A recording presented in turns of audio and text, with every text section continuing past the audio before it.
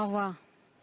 De plus en plus de résidences pour personnes âgées s'attaquent au problème de la surmédication. Et une résidence de Québec, Jennifer, teste d'ailleurs un outil unique au pays.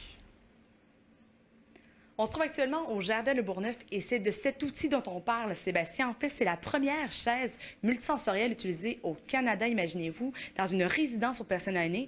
Donc, cette chaise, en fait, prévient la surmédication chez les aînés. Voici ce qu'on a préparé pour vous. Oui, on entend bien la musique. Chaque jour, des personnes âgées viennent s'asseoir quelques minutes dans cette chaise, non pas pour contempler la vue extérieure, mais pour se faire traiter. Au son des oiseaux, de l'eau qui coule ou même de leurs chansons préférées, elles viennent profiter des bienfaits de ce nouvel outil. C'est une innovation qui va faire en sorte que justement, on va pouvoir baisser la médication, avoir un meilleur climat dans les unités prothétiques. Donc, quand les personnes font de l'angoisse ou de l'agitation ou même de l'agressivité, on réussit à diminuer le taux d'agressivité.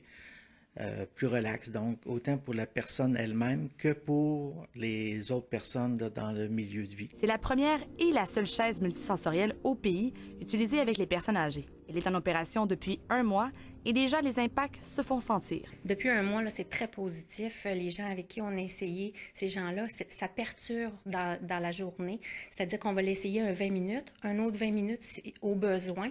Et dans la journée, ils vont aller s'asseoir avec les autres et ça continue. Le secret est dans la vibration. En fait, la chaise vibre au son de la musique et procure un sentiment de relaxation à la personne qui l'utilise.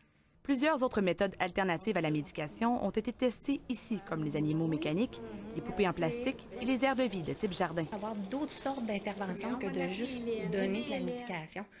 On a les activités, on a le chat mécanique, on a les bébés, mais là, ça amène une autre intervention qu'on peut faire avec eux aussi, du 1 pour 1, calme, relaxant. Plusieurs études ont prouvé les bienfaits de ces méthodes-là, donc de les utiliser. Le problème de la surmédication préoccupe de plus en plus le domaine de la santé. Les progrès faits au Jardin Le Bourgneuf attirent d'ailleurs l'attention de plusieurs résidences qui souhaitent emboîter le pas. Jennifer Obomsawin, TVA Nouvelles, à Québec.